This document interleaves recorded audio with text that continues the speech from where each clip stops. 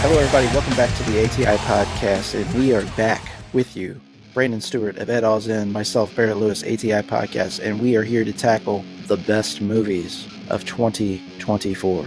I still want to gargle them balls. Well, you're going to get a chance tonight in all their glory. And speaking of balls, there's going to be a little bit of talk of male genitalia tonight. It's going to be headlining the events, so that's a nice Easter egg for folks. Yep. So, format for this episode's discussion for our favorite films of the year. We're going to punch off some honorable mentions for you guys, and then Brandon and I are going to get deep in the weeds on our top fives. So we will get... Also, we have a special segment. We have a very new segment this year. In years past, we've dedicated time to either talking about soundtracks or favorite director of the year, or favorite actor or actress of the year. We're going to spin things on their head this year, folks, and so we're going to reveal that at the very end. That'll be a nice way to round out our discussion. But the format is we're going to hit those honorable mentions. You know, let's say if we were to put this on the list, it'd be like our 10s through 6s, and then we're going to get deep in the weeds on 5 through 1. So with Brandon being the guest of honor, once again, Brandon, let's get us started. What do you got in your honorable mentions? Motherfucker, you always got to pick me first. I like being on the stage.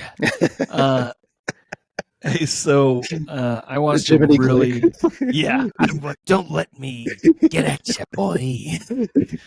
Hey, have you ever seen a couple? Never mind. All right, so number one of the heroes of my hero, Anthony Bourdain, Harley Flanagan, Wired for Chaos. It was only shown at a New York film festival, and I don't know if there's copies out right now. There isn't, because I tried to find them. Yeah, it is the best documentary I've seen, and I can't tell you. It's a gorgeous look at a man that was told and told again that he was going to be shit, and he survived through all of it.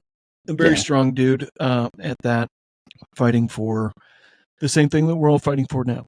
Another one, big important one to me, was Mars Express. Like I said, I was super into animation this year and the previous 2 years, but they really killed it with this sci-fi exploration. It's kind of like Scavenger's Reign Light. Yes. It's like I mean, it kind of reminds me of like any buddy cop movie, and a little bit of Scanner Darkly in there. I agree. It's got that Philip K. Dick sci-fi kind of beats to it. Yeah, it's really got a philosophical take on everything, and I mean, and the art direction is the best part about it. It's amazing French film. The other one, I would say, Humanist Vampire Seeking Consenting Suicidal Person, was the perfect date night movie. I agree. It couldn't have been better. I will tell you about a better date night movie here to come. Me and Liz always have a horror Valentine's every other year. The other person does the horror Valentine's, and we have to put on a big production. We have to do a big thing. Things have come up before where Liz has made my entire house Midsummer. It is perfect. And I plan to be this next character who I'm going to mention, and the story is Your Monster. The perfect date movie, period. And probably the best comedy of the year. Actually, it's the one thing I was not familiar with on your list. I haven't seen or heard anything about it, so I'll check it out. It might be the best comedy of the year, but it is hilarious and wonderful and reminds me of, do you remember that Fred Savage movie where he was a little kid and there was a blue monster underneath his bed? Yeah, Little Monster. It reminds me a little bit of that, just like the fantastical side of it, but it is legit. Did you watch Lisa Frankenstein? I have not yet. The way you're describing that somewhat to me. Kind of feel like it might be in a similar And everything discussion. I've heard about it is, the same way. There's two things that I really feel bad about that could make it to my top 5, but it's only because there's so many good movies this year. Yeah. Anora, I feel Excellent. like you should be tied for number 5, if not number 4. And Alien Romulus. Hmm. It was a perfect Alien movie. I really just want him to do something different on this next one, and I know that he's planning on continuing just their story. Right. So I'm very excited about that. Lastly, I said 2, Memoir of a Snail. If you need a good cry, look no further than Memoir for a Snail, because it is the sweetest, kindest, darkest 3D animation stop motion that I've seen in a long time. It's great. Those are mine.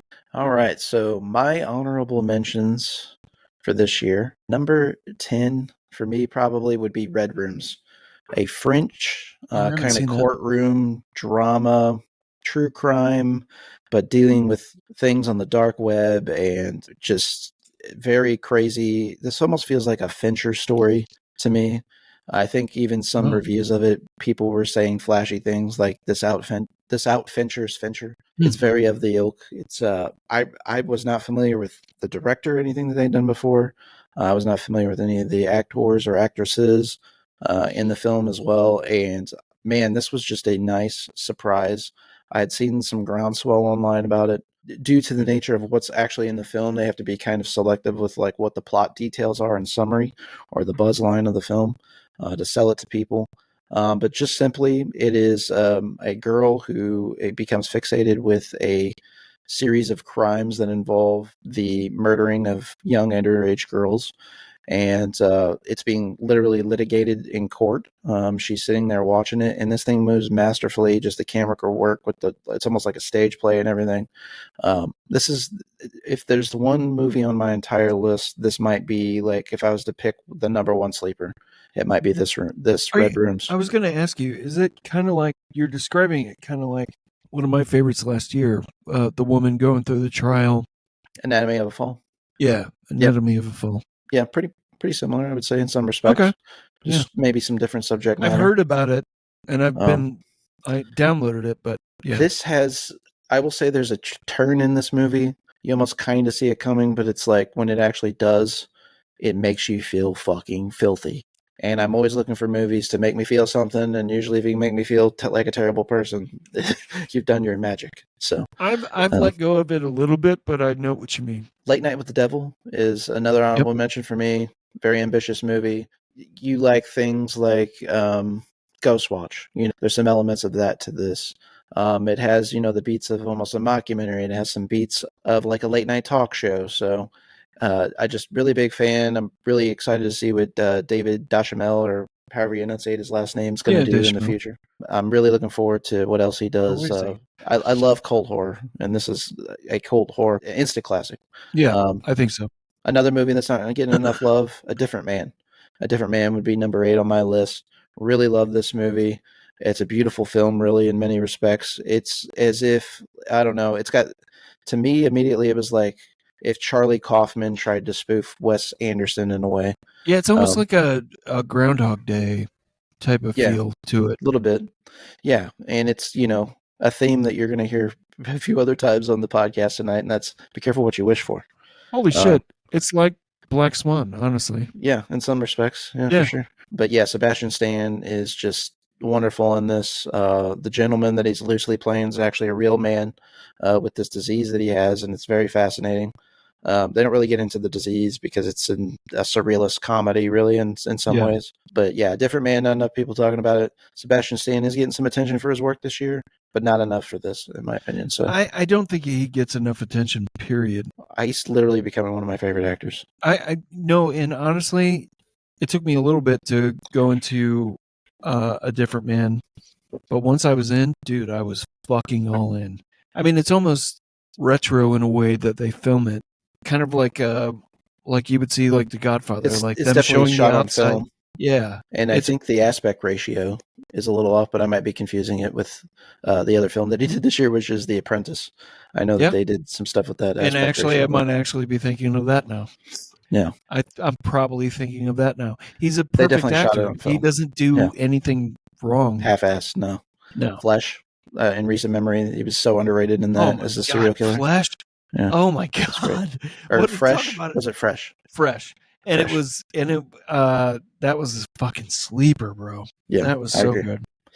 Rebel Ridge, Jeremy Saulnier never misses. This is another new joint from him. I love how he's got a genre, but you can never really pinpoint what that genre is. It certainly is like realist, true crime elements always in his stuff. This is just an incredible movie in my opinion. It's I grew up a Rambo fan, but all the Rambo movies are drastically different. The first Rambo movie is the one that you can kind of sink your teeth into. It has more of the psychological element, like it's a soldier with PTSD before they even knew what PTSD was, dealing with the fallout in a small town. That is what this is.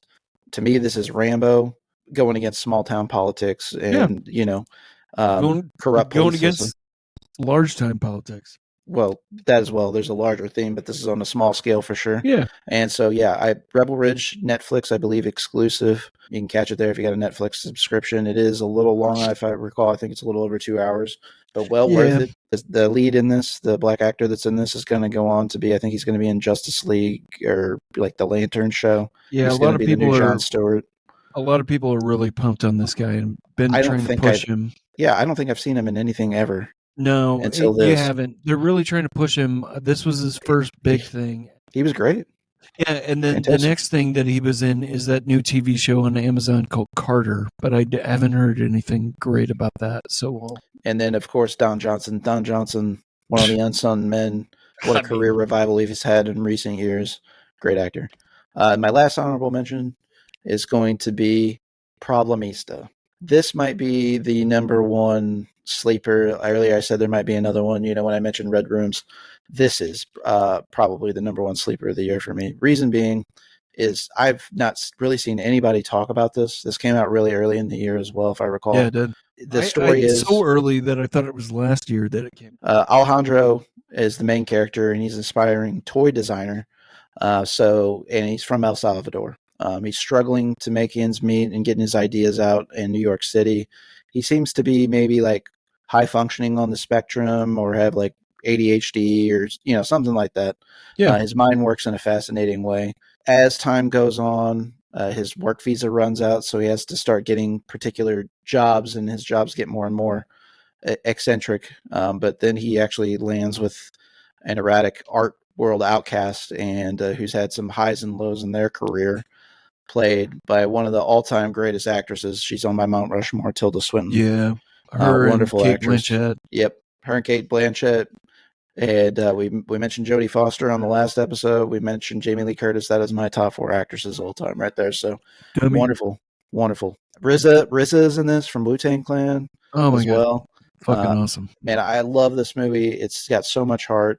It's a comedy, but it also takes these weird little offshoots where it talks about systemic issues in America, whether it's immigration, civics, just any civics lesson. I mean, it's just the little offshoots. And this has a flair of almost Wes Anderson to it in its quirkiness and kind of some of the very, very mapped, very orchestrated, very choreographed scenes that take place in it. I absolutely love it. It's zany. And then this guy, the lead in this, I believe his name is the actor that is Julio Torres. He's got a new show that I've been wanting to check out on Max that's getting kind of rave reviews too. He was in Brigsby Bear. He's just had little parts and stuff.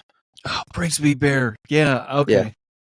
Yeah. The other thing I wanted to mention, Dave Chappelle just had a interview with, I say I don't listen to interviews and then I run into interviews, with the lead actor in Mo, or the lead director. And he was talking about how it's his new favorite TV show out there and how not enough people are talking about Palestinians. I'll have to check that out. So I do want to mention one last one, if you don't mind. Go for it. The one that I've been pushing at a certain point to you a whole bunch is Mr. Crockett. Mr. Crockett. Oh, yeah, it's good. Is like Channel Zero with actual Mr.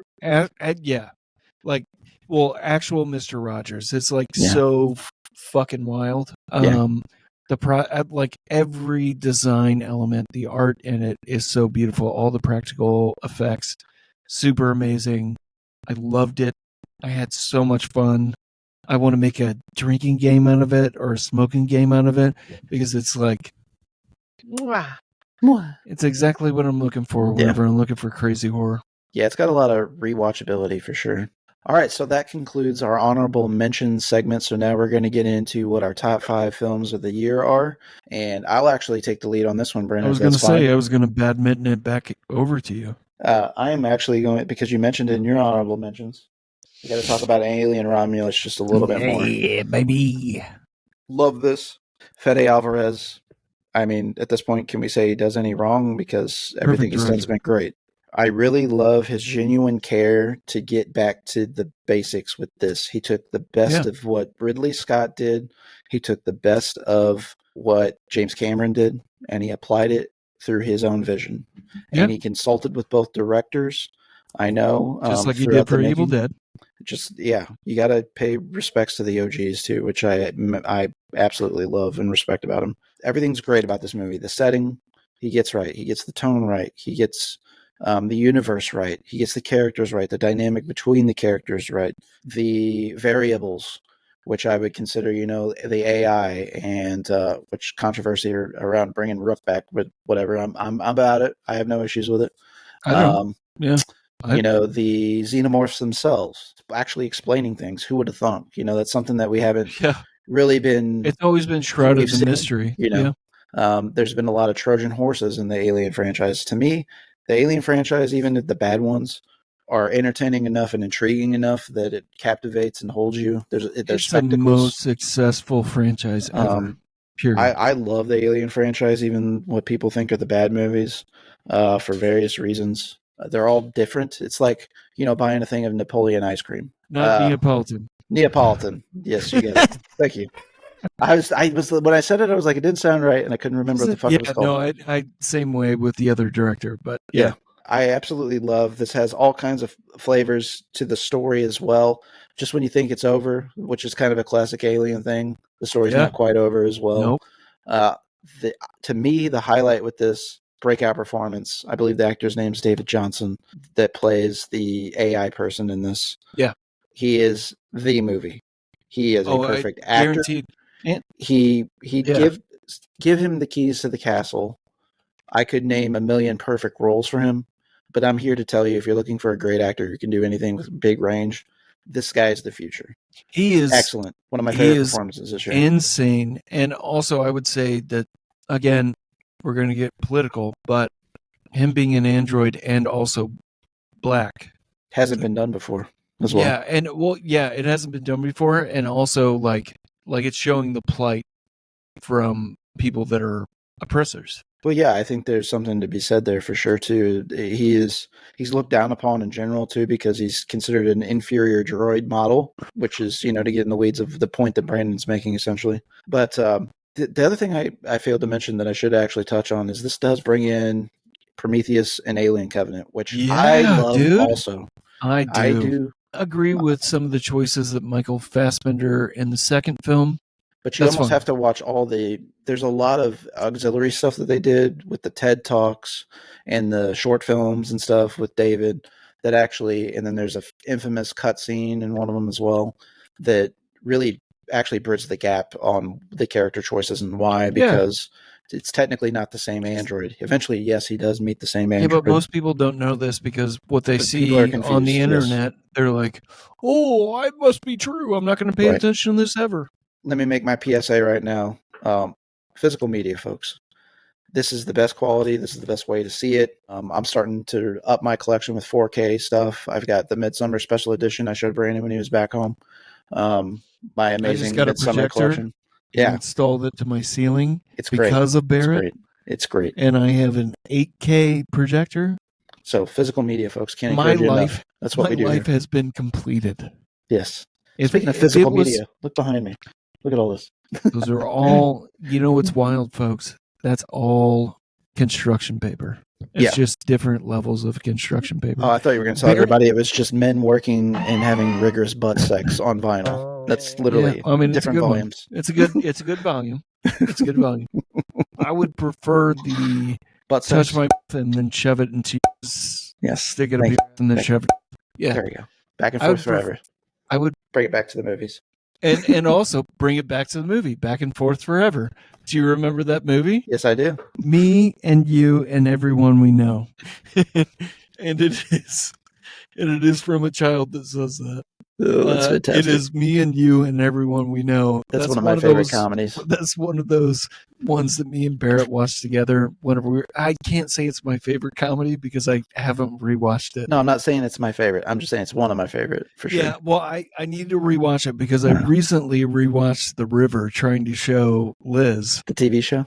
the TV show, Yeah. and I went, this is the most dog shit thing I've ever watched in my entire life. We were just so desperately waiting for our next loss. I know. It was so terrible. So we probably overvalued that. So I got Alien Romulus at number 5. What do you got at number 5, Brandon?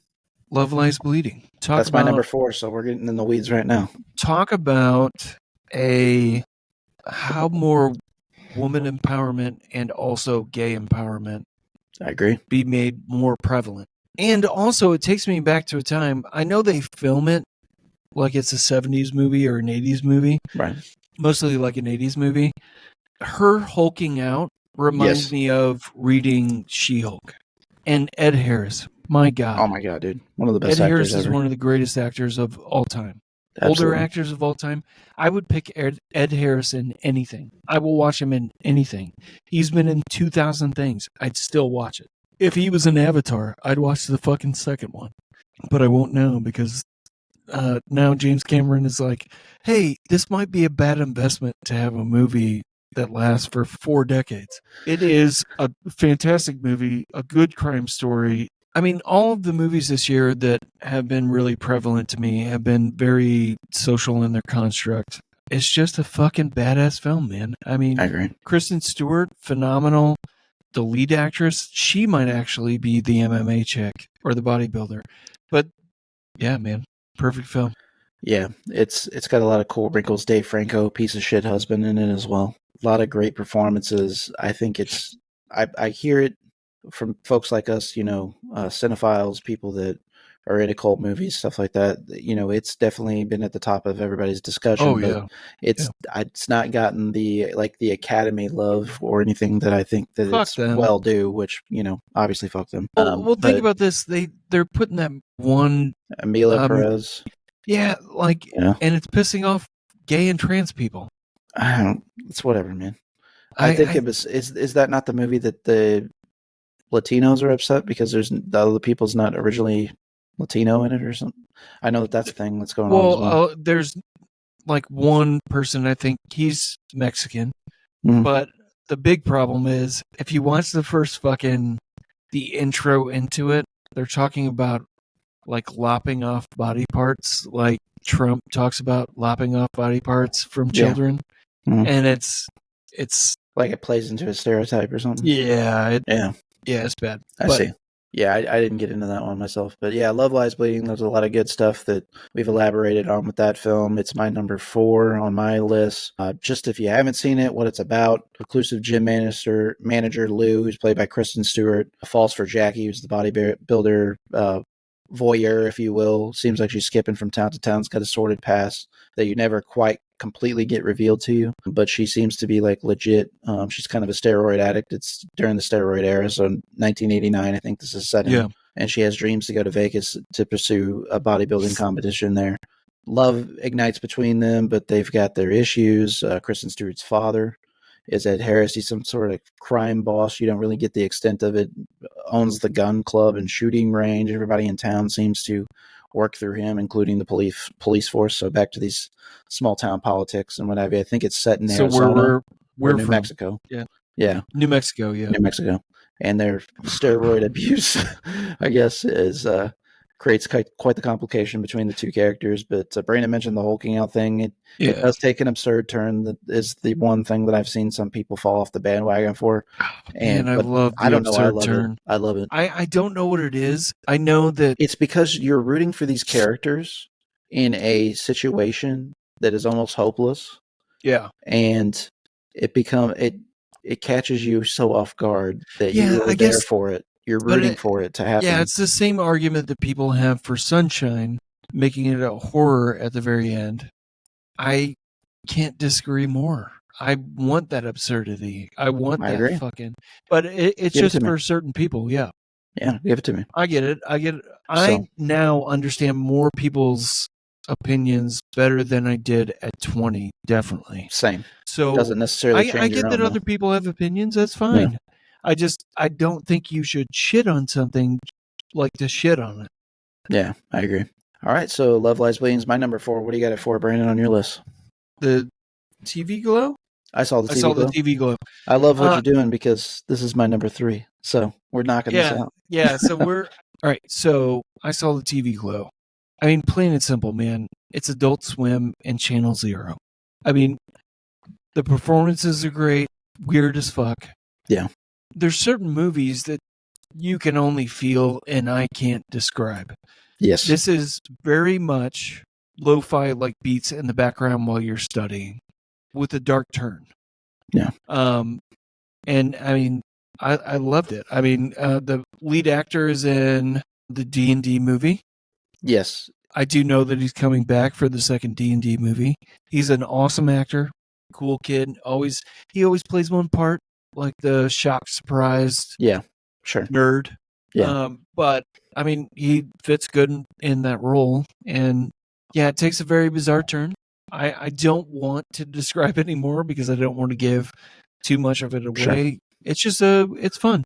I think the only other things you didn't hit on with it is it definitely has beats of David Lynch. Rest in peace. Yeah. GOAT.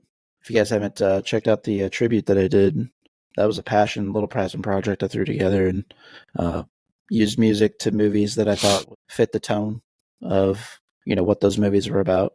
So yeah, and I'll actually post the pictures. I forgot about it, but I sent them to Barrett. I think I sent them to you. You sent some to me, yeah. All right. So Tweed's Double R Cafe, I got to visit the memorial. To be honest, I was a little bit scared having a big gathering of people that something would happen because of our current political climate. Right. But we were seen in 30 minutes. It is some of the best diner food I've ever had. And Wonderful. I'm being serious. I'm not even joking around. I had a patty melt from there, and it was the best patty melt I've ever had. And I actually got Bear, which I'll send this weekend, some souvenirs from there. Lady. And I am searching for compliments that I'm a good friend. Oh, you definitely are. Well, definitely the David Lynch point I want to mention, but we also, Brandon, are children of the 90s. Yes, we were born in the 80s, but a lot of our childhood was throughout the 90s. So we have to mention things like Erie, Indiana, Goosebumps. It has a lot of those vibes and touches on that. Yeah. So what I best describe this movie as to people who have not seen it is that it is David Lynch decided to direct an episode of Erie, Indiana. And this is what you get. Yeah. And so... got to mention the Fred Durst cameo as well as Phoebe Bridgers. What a fucking bizarre creep, straight creep. God, it's so weird, man. And then we got King Woman in here too, and which is an incredible cameo too. Which is it's fucking just really great. The only other thing we haven't mentioned is the person that is playing the girl that becomes the lead's friend. The lead his character's name is Owen. And I think the classmate that he befriends is Maddie. They play, it's either Keanu Reeves or Alec Winter's younger version in the Bill and Ted movie that came out a couple years ago. I think it's Keanu Reeves. Yeah. Which I didn't really put together while I was watching it. And I listened to the A24 podcast where they talked to the filmmaker of this movie who is a trans woman. And like the two of them are kind of interviewing each other. And I was like, oh, this is kind of fascinating. I didn't know that backstory about her. That's pretty cool. So, but yeah, it's really cool. Can't recommend. I saw the TV Glow enough. A24 joint, really great. It's number 3 on my list. It's number 4 on Brandon. So, Brandon, what do you got at number 3? Motherfucking Kneecap. Kneecap is. I almost wish that my first and second pick didn't exist this year. Kneecap is one of the coolest fucking things that I've seen in a long time. And seeing these guys succeed, even whenever they're suppressed by media and everything else that are trying to push them out of things, they are fucking thriving. It's the closest thing that I can think of to Train Spotting. And a couple years ago, that a rap movie came out, and it was just them rap battling the entire time against other people in other scenes. It was a white dude and a black dude. Can't remember 8 what it Mile? was. No. No, it wasn't. It was a really cool action movie, actually. It was really good. Fucking amazing, dude. Like, you see the history behind it. They show you facts. And it's done in a funny way, which me and Barrett portray all the fucking time. Darkness, shitty things, and then we make fun of them. It's so good. I mean, and honestly, it was the first time I wanted to do fucking ecstasy. So, That's great. yeah, it's fucking phenomenal. Kneecap is number 3. I did see Kneecap myself this year. I could have made an argument for honorable mentions for me as well. I did really enjoy it.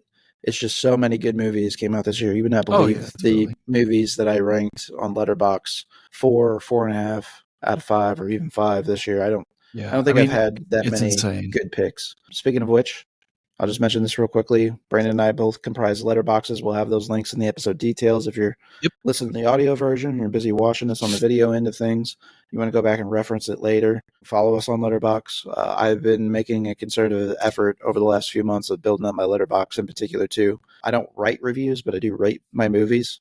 I might, now that I'm kind of scaling back some of the social media that we talked about on the last episode, I might start writing some reviews on movies, too, while we're at it. Former guest of the show, Aiden Nooner, drummer of Severus, works in LA in his day job on movies. He does sound design for movies. He's on Letterboxd. He's my friend on there. Give him a follow too. He writes occasional good reviews. He's cool as fuck, man. He's a cool guy. Yeah. We actually wanted to have him on this episode this year, but they've been just got back from really? He just got back from a tour over in Europe. I was trying to get him on the podcast. Yeah, just couldn't make it work scheduling times. That'd be good. Yeah, man. Good guy. Loved him. We talked a lot about movies on his episode. We had Severus on the podcast earlier in this season, so check out that episode. I believe it was like 108 or 110 out there for everybody to enjoy. So back to our list here. We've both established what our 3s are. Mine was I Saw the TV Glow. Brandon's was Kneecap. We're at that number 2 and 1. Brandon, I know our number 2s and 1 might not be necessarily the same, but they are the same movies in those categories. Yeah, so for sure. We're just going to get things started off with talking The Substance. The Substance is my number 2. Is that your number 1? Yes, it is. I think that most people will look at my choice and think, well, he just had a boner the entire time, and that's the reason why I love this movie. But that has nothing to do with the reason it's. And also, it is very true. Up until a certain point, about halfway through, takes a turn. Body horror is up there with me and Barrett, very much so. He got me into it more than I got him into it. He's pushed all this shit on me for years. I mentioned things to him about crime stories and things like that. He mentions things like this to me. And I have to say, I have a new favorite, which is very much body horror all the fucking time. David Cronenberg is coming out with a new film in April, which he surprise dropped on everybody, which, by the way, is the most exciting thing in my life right now.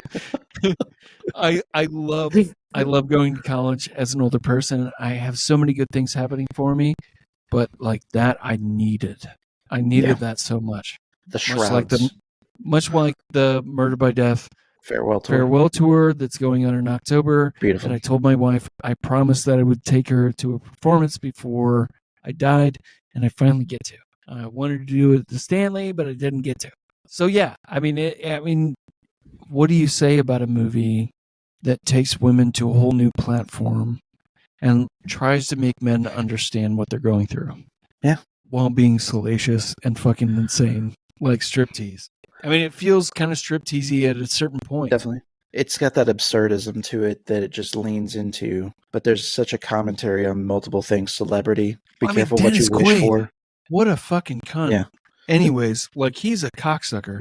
Like a true piece of shit. Yeah, it sucks in real life. Played Reagan like a piece of shit, and then he plays a piece of shit on screen, and you're like, yeah, totally believable. Right. All right, I'm going to be honest. I get grossed out every once in a while. Him chomping on those shrimp, yeah, grossed me the fuck out.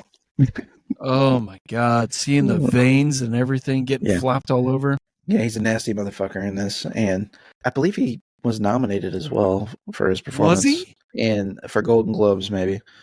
But he's not like a What? person that I took away with like this is the performance of the movie He by didn't any even means. He's have barely in anything. it. Yeah. Don't get me wrong, he's great. What he does in Yeah. it. Oh, yeah. He's great for a psychopath, Because which he he is. basically plays himself turned up to 11 Yeah. is I why mean, I think yeah. it works. You know, like I'm a big pro wrestling fan. My favorite pro wrestling stuff is when they lean into reality and they turn it up to 11 and you start questioning what's real, what's scripted. This is the pro wrestling situation of movies this year. Yeah. Dennis Quaid is playing himself. He turns it up to 11. Which Demi is Moore, fucking I think everybody's crazy. rooting for her regardless of this Oh, movie. yeah. I don't think She's she been a got class credit act. until this movie. She's been a class act with her relationship with Bruce Willis, who's now suffering from like severe dementia, but they've been divorced, but they've remained good friends. And, you know, Yeah. because they have daughters together and everything, and she helps take care of them, that she has no obligation to do so. No, she doesn't. You know, and Bruce Willis is now married to somebody else, but Demi Moore's in the picture to help. You know, I think that's So really what people upstanding. should do whenever they divorce. Yeah. I just, you know, I can't commend her enough on the person that she seems to be outside of acting, let alone that she's always been a good actress, but she's just never always gotten the recognition that she deserves, like you her said. agent fucked her. She is standout in this year. She's been nominated. She's just absolutely deserves everything that's coming to her. I believe she did win Golden Globe for her performance in The Substance already. Nominated for an Academy Award, so those accolades are there. But we also got to mention our girl, Margaret Qualley, who is on the modern Rushmore of Scream Queens for me now. Everything that she's in, she's great in. The one thing I did not see her in quite yet as of recording for 2024 was Drive Away Dolls, which I intend to watch as well because it's a Coen Brothers joint. But it's not brothers. I think it's one. Well, one of the brothers, I should say. Yeah. They split briefly, but now they're coming back together. Thank the powers that be on that one. I kind of like that they did their own thing for a little bit, just I have no problem with it as well. Break open the seal. But I'm just curious to see why. Because like, what movie is going to bring you guys back together, and why now? Because you guys, basically, the reason previously was, oh, we did all we can do together, which, yeah, maybe that is the case, you know. And you wanted to see what it was like not collaborating with each other anymore, and you guys did whatever you did, but now you're back together. Let's see what brought you back together. I'm really excited. One thing that I have to say is I just want something a little bit different. The one thing that the thing that I can liken to my statement is, I know you love Wes Anderson, and I do too, but I feel like I get caught in such a current with that I'm getting bored regardless of the story. Oh, I have not enjoyed the last several Wes Anderson movies as much as I have the previous. Astro City, I have not watched. I watched it. I actually went to theaters to see it, and it had its moments. It wasn't a bad movie, but it's just, I'm sorry. It's so generic. Like his animation movies that he's done recently were more interesting to me. Oh, Isle of Dogs was lovely. I've seen that probably 10 times, and I don't rewatch it. It's a movie that I can put on for my kids. They enjoy, and I can tolerate being on. That's a kid's movie, and I can tolerate seeing a million times. I guess we haven't talked about that in a while, but yeah, it was always a topic of conversation, like over the years, like Wes Anderson. So I mean, he was pumping them out back then, but yeah. So The Substance, the last 40 minutes of this movie, I think, is the best part of it, though. Oh my god, yeah! It just goes bonkers. It's like a gore video, and it just goes off, and it doesn't stop. The greatest part of the movie. Period. I couldn't care less about how long this movie was. I could have watched that for. It moved quick, yeah. 6 hours. I like. It was captivating constantly. There was a mystery around what the substance was, what it does to you. Nobody knows. You didn't know what was going to happen. And I love that it didn't explain anything, you know, because it can be whatever your imagination makes it. And part of that, honestly, for me, was Squid Games. It was so cryptic, like Squid Game. It really was. It's very, hey, you have an opportunity. Do you want to take it? It's like the comic 100 Bullets. Yeah, The Substance, really the only other thing I want to mention about it, actually, I just read this today or yesterday, that supposedly, I think it's Coralie Farget is the director. I think it's French, but she turned down the Black Widow movie for Marvel. She was going to get a big payday to do the Black Widow movie to make this. Oh my god. That's incredible that she had the foresight to know. I mean, I'm definitely Obviously, the glad she material's didn't do it. amazing. Oh, me too. Come on, man. I mean, like, this is Black Widow's not bad. I will say I did watch it, no, but it's not I this. didn't hate it. This is not a. This is a genre-defining film. This is a Yeah, movie that people will talk about forever. It doesn't matter what it does or doesn't win. It gets everything right. That's what's great about this movie. It turns everything up to 11 the whole time. The soundtrack, there's oversaturation on those insane, speakers while you're listening to insane. it. It's almost like concussive. watching a girl who walks home alone at night. It's Yeah. almost like that. Which hey, you're talking to a guy who fucking played with full stacks and shit behind him constantly. I know you did too, and that's just Yeah. like what I'm used to is get my ears blown out. It speaks to me, and especially when you're the only movies doing it, you know. So Yeah. just a lot of love for the substance. That's one that I will get on physical. I think it just recently. I'm gonna wait for the special edition. But yeah, I want that 4K. That's one I will buy 4K without question. So that's Brandon's number one. That's my number two. So let's talk about what my number one is and what Brandon's number two is. Oh, we ready? What is that? Oh, drum roll, please. What does it have to deal with? Does it have to deal with espionage, bro? Or does it have to deal with being a jerk off boyfriend? Why not both? Why not both? Woo! Hey, we've got Nosferatu for you folks. Yeah, fucking A. Come on. Robert Eggers does it again. I saw this a little late, but glad I finally did. No, you saw it late, but who cares? You saw it. Yeah. Man, incredible film. All the performances. Nicholas Hoult was billed as the lead, which he's kind of the straw that stirs the drink to get things going with the story. I don't really consider him to be that. Turned me on. Oh. The straw that turns the drink is like making me jerk. Yeah. Please do, because we got enough strikes against us, folks.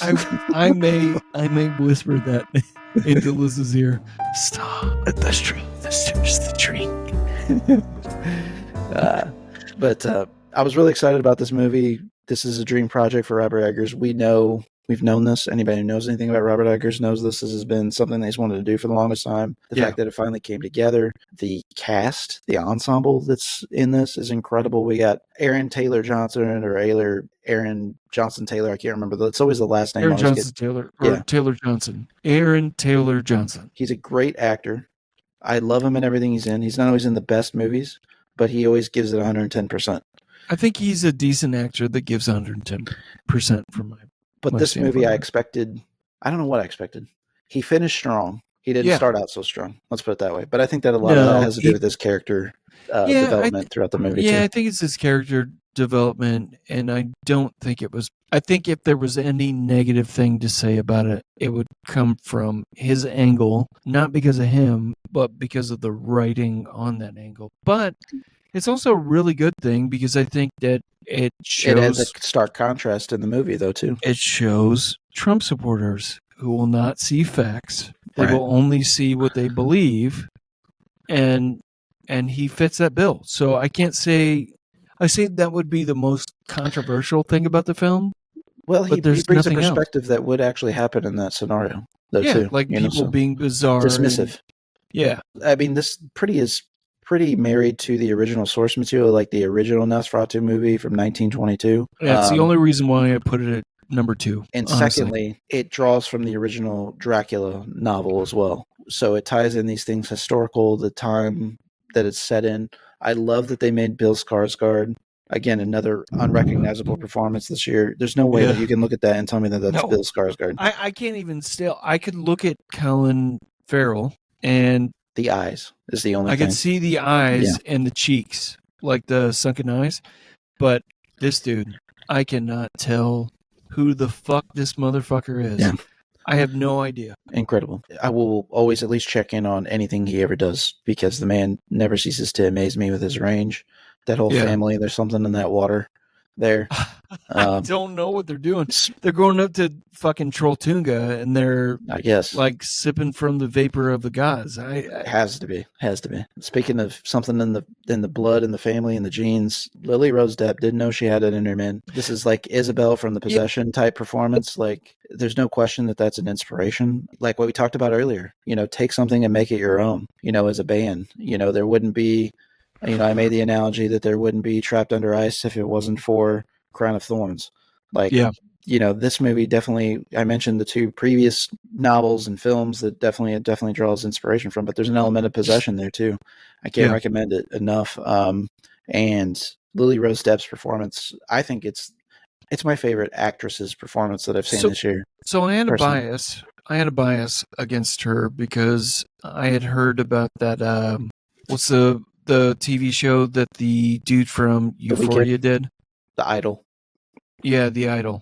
I had a really poor perception of her before, and I wasn't 100% sold during the movie, but whenever I saw her audition, I was like, damn, dude, I get it now. Like, you're not a joke. Yeah, I mean, obviously, she's Johnny Depp's daughter, so you assume that there's some nepotism, but Robert Eggers is not one to just to add a name to his cast. So, and I love his frequent collaborators as well. If Keira Knightley was as young, he would have picked her too.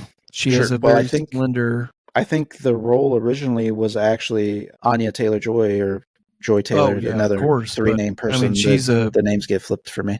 But she had to back out because of other filming obligations and just because of the way this moved. She's one of my favorite current actresses. I'd put her on my Mount Rushmore as well. Snooty, but I agree. Like one of the really good actresses. She's got a very unique look about her as well. Like a very Victorian. Yeah, she's got kind of an exotic beauty to her in a way. Big eyes. But yeah, it's I can't say enough good things about Nosferatu. Willem Dafoe. Robert Eggers had mentioned in his Criterion Closet picks that just come out that he offered Willem Dafoe his next two movies already. Yeah, and he's going to do them. And Willem Dafoe said that he was down to play. And dude, if there's anything in film I want to see, it's not body horror. If I had to live with one thing forever, and this sounds, I sound like the most goth daddy of all of us. I want his period pieces. I want his mood pieces. Because every single film he's done has been completely mesmerizing. And I don't know that I've seen each other like that too. Set in a different completely different. He talked about, he was the actual one that was brought up for Dante's Inferno. I'm pretty positive that he was brought up for Dante's Inferno right after they mentioned Labyrinth.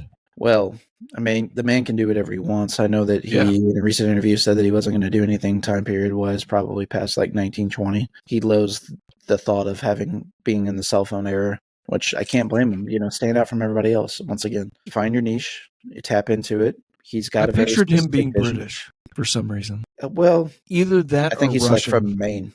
Yeah, I know. Yeah. Like, so that explains everything. Yeah. If he's from Maine. Yeah. That's basically just Canada adjacent, essentially. But just a couple other highlights for me for this film is the mood that it gets right, the pacing it gets right.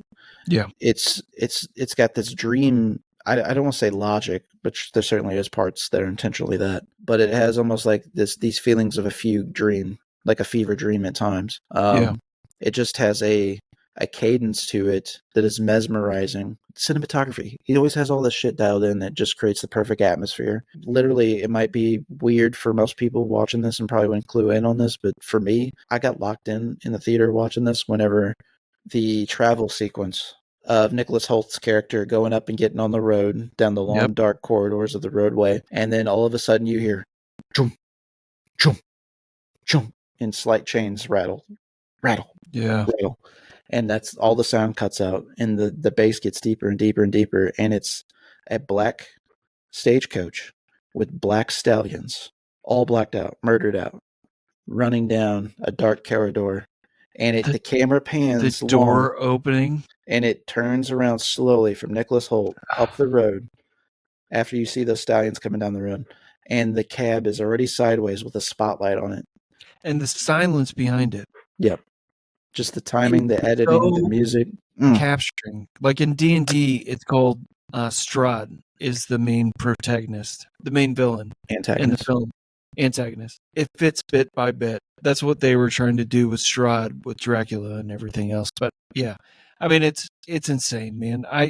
Like I said, the only reason why I put it at number 2 is because it was a reiteration. Yeah. That's it. I love that they made Bill Skarsgård's Nosferatu actually Count Orlok deteriorating like deteriorating And flesh. the mustache. The mustache with like a the real blood. Hungarian lord. His By clothing. the way, killing the 2 kids. Yeah. Unbelievable. Was one of the most brutal things. It was insane this year. All right. So I don't talk during a movie experience. Same.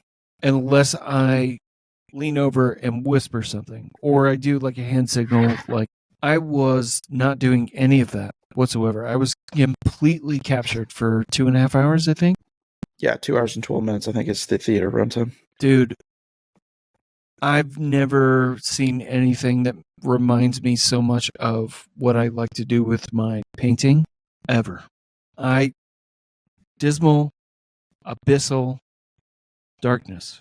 To me, it's not about evil. It's just the other side of things. Right. I mean, insane. And then having the gore and his mustache. Oh, yeah. Mustachio. Was fucking insane. There's just so many things that got right about the film. It's a perfect film. I have zero critiques of the film. I loved all the alchemy and the black magic stuff, elements added into the movie as well. Oh, yeah. Robert Eggers is just on a different level. You know, I always talk about this newer frontiers of directors that only have so many, movies under their belts. He's a part of this pack of the Ari Asters of the world, the Jordan Peels of the world, the Jennifer Kents of the world. He came late, but he was, Panos. These directors, everything that they touch, I'm captivated by, and I need to see what they do next. 100%. Yeah. But I will have to say, Ari Aster, I don't know what happened there with Beau's Afraid. Not what I expected. I wouldn't say that I hated it, but it reminded me the same feeling that I get whenever I watch, like we talked about on the last episode, The Bear. It just... Or when you talk to your family. Yeah, exactly. Yeah. Honestly, that's what I feel like every single time that I talk to my mother. It was a complete... So we don't need it. There's that. We don't need it. Yeah, we don't need the... Yeah. The one thing I will say, I'm going to bring up a surprise thing for Barrett. We're going to do a new segment. Let's do it, man. That new segment is... So we came up with this concept. I actually came across this in a meme, I want to say, like on Reddit or something. Brandon and I made some joke about this some months ago with each other and was like, why don't we just make this a segment for the show? And that is, the concept is that you have to pick a movie and you have to take all the characters out of it, except for one, and turn them into Muppets. And so you leave one human person in the film. Sorry, I thought it was the opposite. I thought there was only one Muppet, but go ahead. No, it's one human person and everybody else are Muppets in the film. This is the dumbest fucking thing, and it's the greatest fucking thing. Yes, it is. Because it combines like two things that I love so much. Yes. Which is film and puppetry. So, but we also have to say why. Yeah, I have been thinking about this quite a bit, but I waited just like you until just now. And looking over the list of movies, how funny would it be? This is not my pick, but how funny would it be if everybody was a puppet in Oddity besides the wooden figure? Oh, that's silly. I mean, just the idea. Behave. You behave over there. But my pick for it most definitely would be Honora. Listen. Yeah. She's a very, very kind person. She's a good actress. She's a fantastic actress. Yeah. She's very pretty. But the idea of everybody else being a Muppet while she's pretty is fucking hilarious to me. Just the idea that there's like Team America level fucking going on. Yeah. With puppetry. Sex Olympics. Oh, yeah. It's hilarious. And then the only other one I would say... What I think would be even funnier than that with that movie is Heretic. Yeah, that'd be good too. The Russian, the bald one. What if that was the only American person in Honora the whole time? The real person the whole time. And the whole time, like, he's going through all these detrimental moments, and because his acting is 100% on his face. He would be better. You beat me.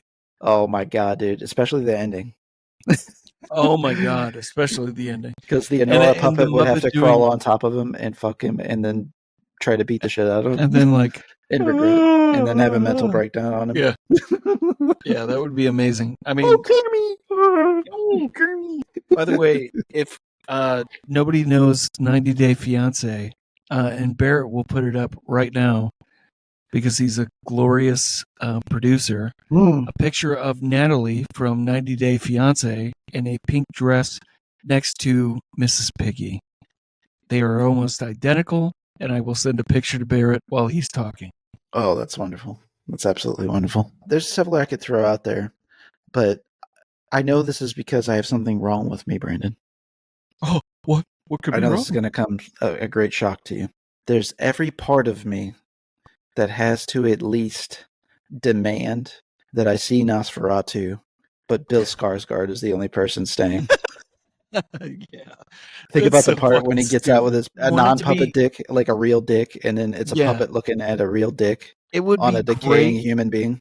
It would be great if you have a 2 foot tall puppet picking up two like 8-year-old girls and crushing their skulls. Yeah, absolutely. And then the next funny thing that you have to I'm just laughing thinking about it. Is his fucking escapades with Lily Rose Depp, if that's a puppet instead, and it's Bill Skarsgård, like, 6'8" or however the fuck tall that Oh bastard is, god. Yeah. like fucking the shit out of little puppets. Oh, Oh, that's devious. That is devious. that's gross. Uh, I don't like that whatsoever. that's too good. I can't Another one that would be really funny, just to throw one out there randomly, would be Maxine. But you're keeping Maxine, obviously. Yeah, I'm it gonna would be a be big funny star. because I think that would actually be a good movie. Actually, Yeah. like I would watch that movie. Yeah, I I could see mean, it working really well. yeah, I hate it whenever, what was that film a couple years back that they did that was like that extreme puppet movie where he was coming all over somebody for like hours. It was like yarn Abrupto? shooting on his dick. No, Abrupto. By the way, honorable mention. Yeah, we gotta That should mention. have been, actually, that was my Abruptio was my sneaker moment. Yeah, Talk about the most disturbing film of the year. very much I so. don't think that I've ever been bothered like that before. It's a different kind of bother. It's because the puppets are puppets, but they're also somehow very human. But they're also human. Yeah, And the lines that it draws, I gotta be or honest, man. crosses, I should say. I had so many fucking nightmares after that fucking film. It's wild. It is a wild movie. I had somebody ask me, so I referred it to them, and I said, they said, so what do you think happened in the movie? Is what they said to me, and I was like, you didn't catch on what actually happened in the movie the whole time, and I just thought it was pretty kind of obvious, especially the way it ends. You would think. But I was like, spoilers here. It's all a dream, and this guy drunk drove and killed somebody, and he's having fucking PTSD about it, and he's coming to grips with the reality of the situation that took place, and that's why it's all of a sudden a real person for like 2 seconds at the very end of the movie. It's pretty self-explanatory. Yeah, I don't know what you could get from that. I think that a lot of people, maybe this is the older Brandon talking, a lot of people maybe diverted so far from the truth because they're focused on the art, which is benign and bizarre. Maybe that's it, but I don't know what you could get from that other than like the craziest part to me that is going to probably bother me for years. The puppet tits. No, it's Those not. were It's the off-putting. old man and the Hawaiian shirt. That was the most upsetting thing to me because he was so ready. And we know that voice. We know that actor. I can't think of his name, but it was so uncomfortable with his insistentness that he just like killed children. Yeah. Yeah. So Abruptio is actually a foreign film that they had American dub-overs for. Since it's puppets, this is an occasion that Oh, I didn't know it was a foreign film. Yeah, it was actually a foreign film. The primary character of that is a guy named Les, and he's kind of down on his luck. He's in a shitty relationship. He has basically I would assume is a very loose woman as a girlfriend. Still lives with his parents, and I think he's like middle 30s. I don't know, man. I think he's pushing 40. He might be 40. I mean, there's a mention if we to it. look that way, I mean, right now, I will we say don't look that way. We're fortunate generation. We look younger than what people used to look. Life used to be a little bit harder in a different way for folks. So, but yeah, weird to say. Weird to say, but it's fact of life. The people that did the voice acting, I know Jordan Peele does a voice for the American dub over. Sid Haig does a voice. Mm-hmm. He's the guy that you mentioned earlier. He's the comedian. Robert that was Englund. His last piece. Well, actually, they've been making this since 2015. Oh, shit. Yeah, it didn't come out until this year. So I think Sid Haig recorded his voice parts in 2017 or 18. This has been like a fucking long haul production. Robert Englund does Mr. Salk. Christopher McDonald, which is Shooter McGavin, is the police chief. And then I think the only other person that seems somewhat familiar is James Marsters. And I think to me, he looks like Spike from Buffy, the TV series, but I don't know if that's the case. But he's got kind of a similar look. I know he does a lot of voice acting stuff. And he is Spike from Buffy. So I was right about that in Angel. So if you remember that guy, the white hair guy, he does a voice on there as well. So yeah, people that you would be familiar with, but you can't tell because they're doing voiceovers for puppets. That are killing and fucking. Well, we forgot to mention the alien element too. Like the aliens, they're fucking weird. There's like weird. There's aliens going on in this guy's delusions. That's fun. Yeah, Abruptio, we have to mention. We made a mention. Yeah, you guys, if you are into fucked up cinema, like me and Barrett, if you're into that, watch Abruptio. I mean, you'll have to buy it. I don't think it will go on streaming anywhere. The only place I could see it happen is Shudder. Yeah, Shudder does French shit like that, so I could see it on Shudder, but I would be shocked to see it anywhere else. But yeah, so those are our films of the year. I think we slated, Brandon. We got a nice cavalcade variety. I feel like we haven't had a depth in at least a few years like this as far as quality is concerned. We had a lot of great movies this year. Yeah, we really haven't had a Johnny depth very hard ever until Amber heard him say, "Go fuck yourself. I'm going to poop on your chest." And thank you, Johnny, for bringing Lily Rose into this world. Because I mean, bless you. Barrett is very attracted to this individual. I'm not so much. It's this movie, but she was acting very well. I love Crazy. Guilty. Yeah, I mean, guilty as charged. All right. Don't believe us. Don't follow us. Fuck off. But yeah, man. I mean, there's one thing that I would compliment about 2024. It felt like 1986 again. And there were certain things that they took bizarre hits at certain things. Yeah. Or in the 80s in general that they did this year. And I think it was really great. A lot of big swings and a lot of connections, a lot of variety for this year. We made allusions to it a few different times tonight, but David Lynch, man, GOAT.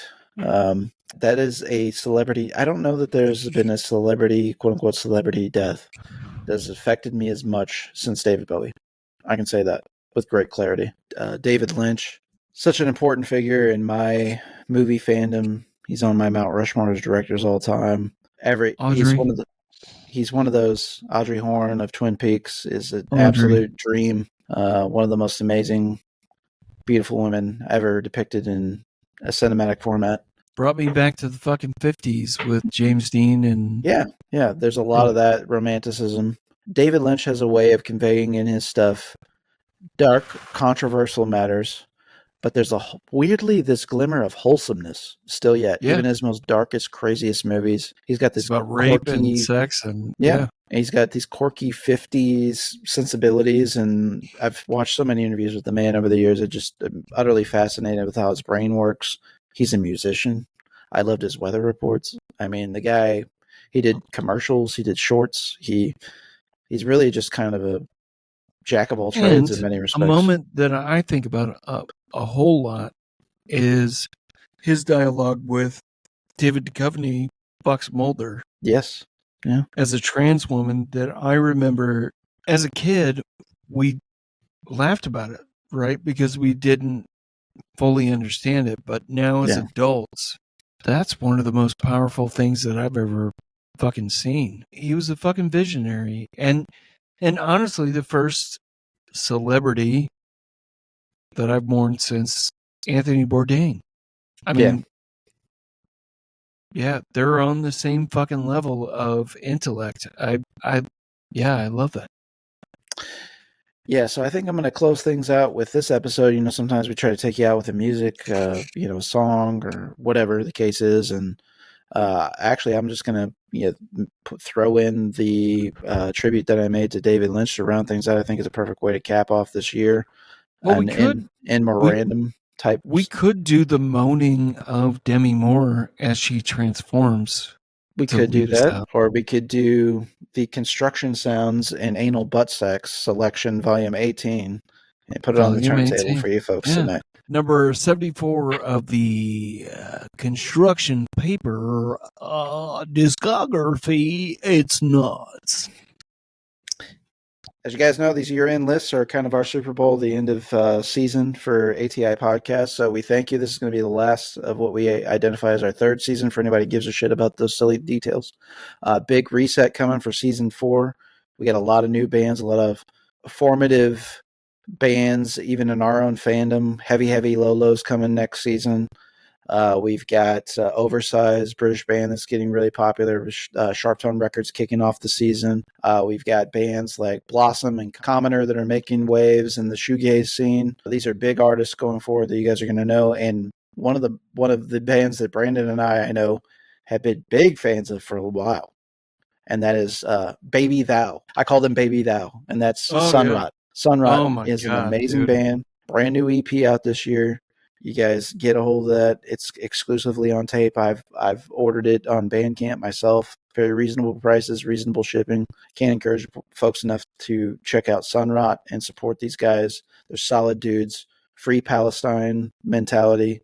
These guys speak out against the evil that they see out there. They're not afraid to use their platform to put good in the world. They kind of remind me of Mare to a certain degree. It's a sludge world. It's all adjacent to one another. Great guys. They don't have to be as kind as they are. And at 38 years old, I can say most of my friends I communicate with online. Grimtex guy is my best friend that I've been friends with for 20 something years. Yeah. It's about to be. No, it is actually 20. It'll be almost 20 years. Happy anniversary. Happy anniversary. I will say, I'm a provocateur, and I will fuck you up any chance I get. And so will Barrett. So, we love you. We hate you. Have a good day. Fuck Nazis. Fuck Trump. Free Palestine. Free Palestine and save all trans people. Absolutely. If you reach out to DSA, they can give you a free card for your rights. They can also give you a free card, what to pin to your wall whenever ICE officers are knocking on your door. It's what I told my wife, which is take the card. You don't have to memorize it. Place it on the window. They can read it themselves. You don't have to say anything besides leave or I dismiss you. You have to say those things. You have to. And you have to make it on video. You have to do these things. I understand that it's very scary what we're going through, but you have to make these movements. If you're not going to be on the front lines, you have to be the person to educate people about the front lines.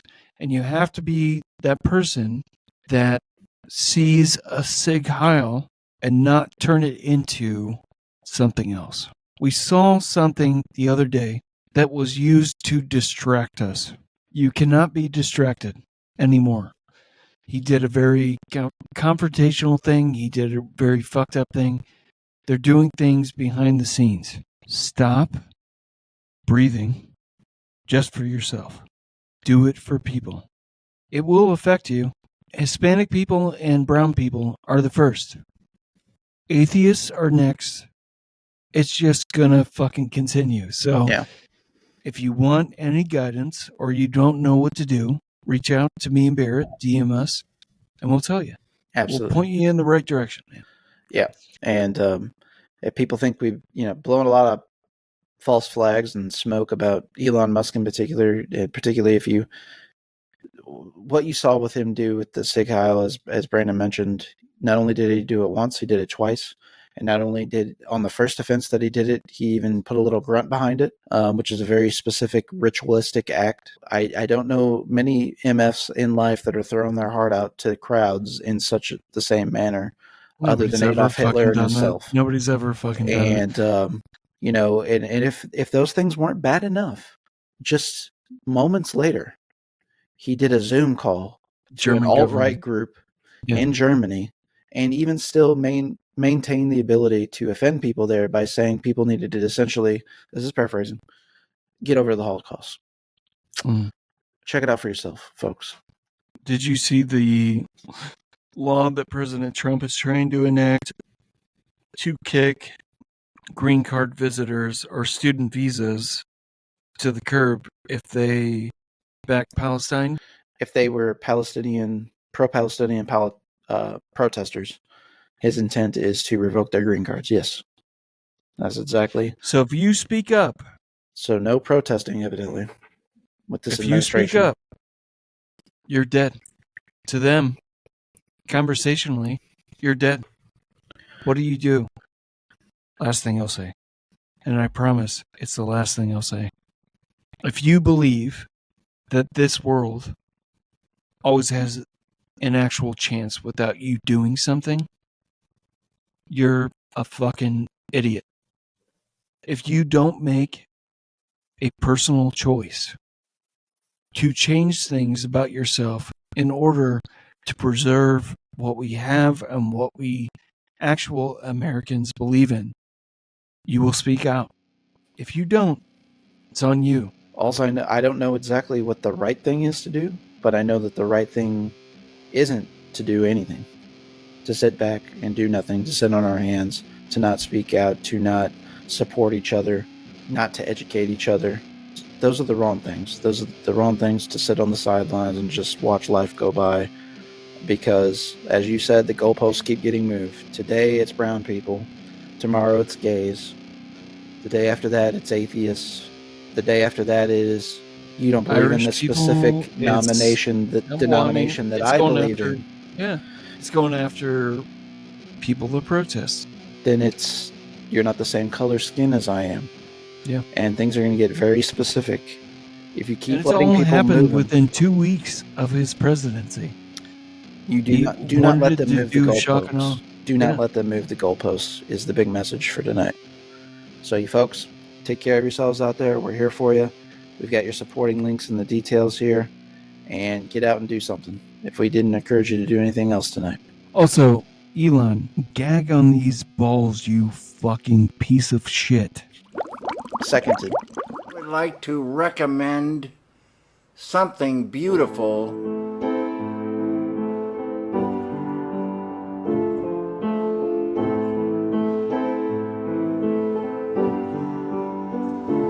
I lie, I wait, I stop, I hesitate, I am, I breathe, I'm in, I think of me. Is it any wonder I can't sleep? All I have is all you gave to me. Is it any wonder I found peace?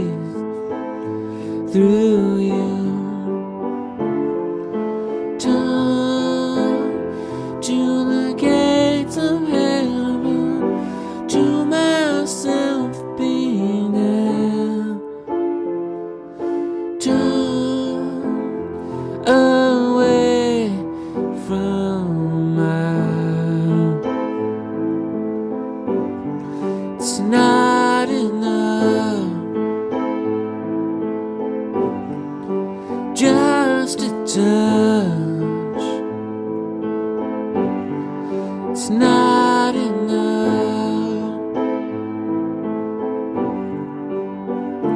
I taste, I love, I come, I bleed enough. I hate, I'm not, I was, I want too much. Is it any wonder I can't sleep? All I have is all you gave to me. I will surprise you sometime. I'll come around. Oh, I will surprise you sometime. I'll come around when you're down.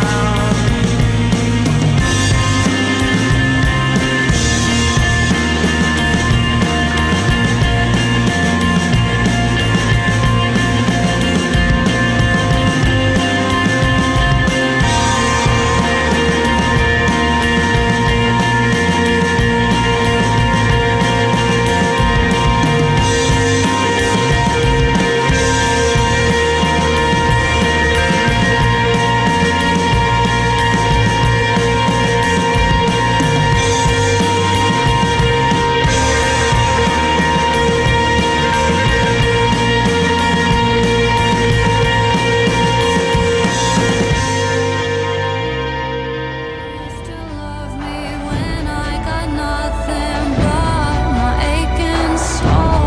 I know you will, I know you will, I know that you will.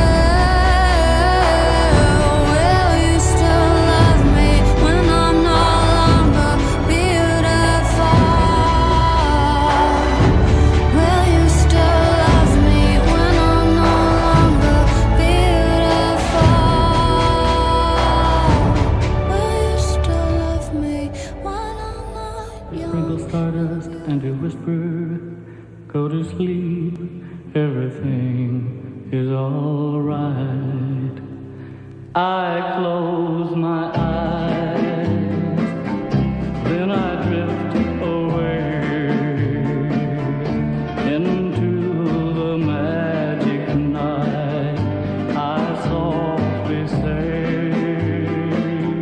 a silent prayer, like dreamers do.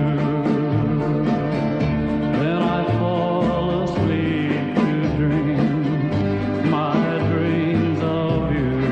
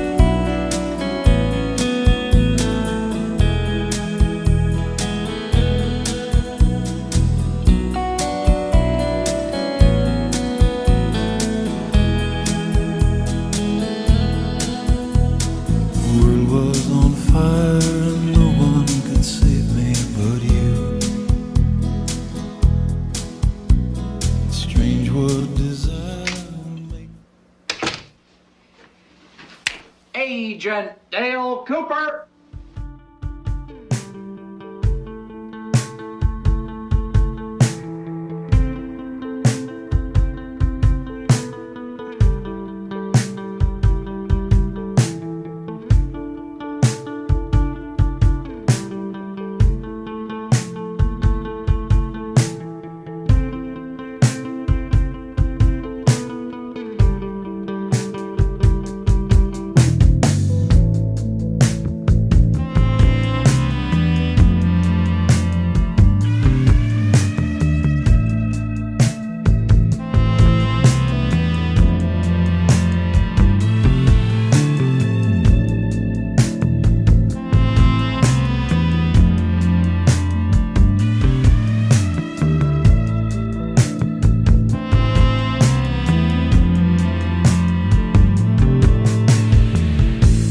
Look up here, I'm in heaven. I've got scars that can't be seen. I've got drama, can't be stolen. Everybody knows me now.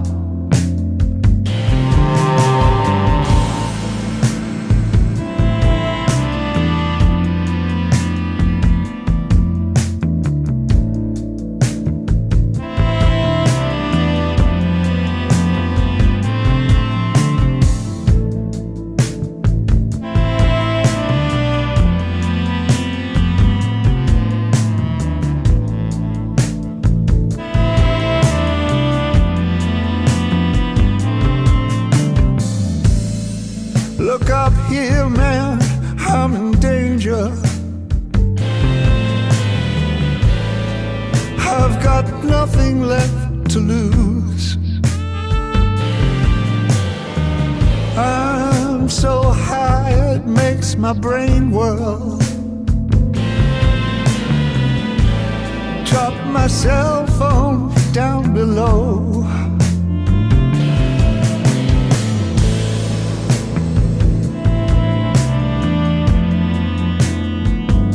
That just like me.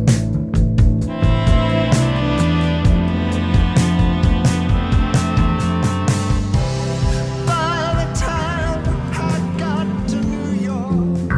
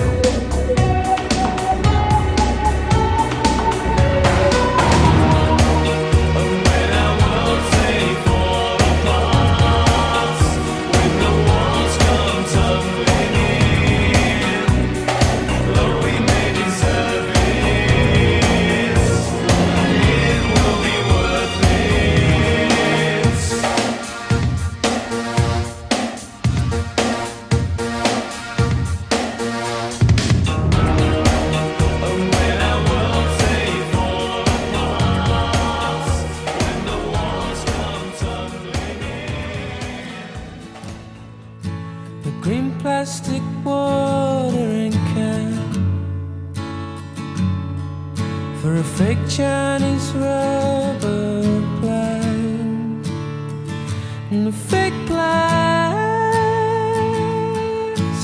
girl.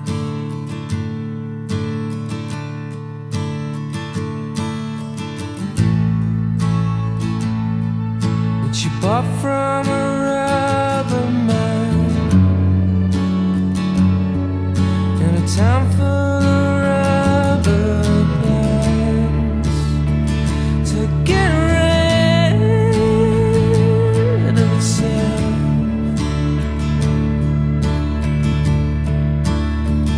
The world's around. The world's around. The world's around.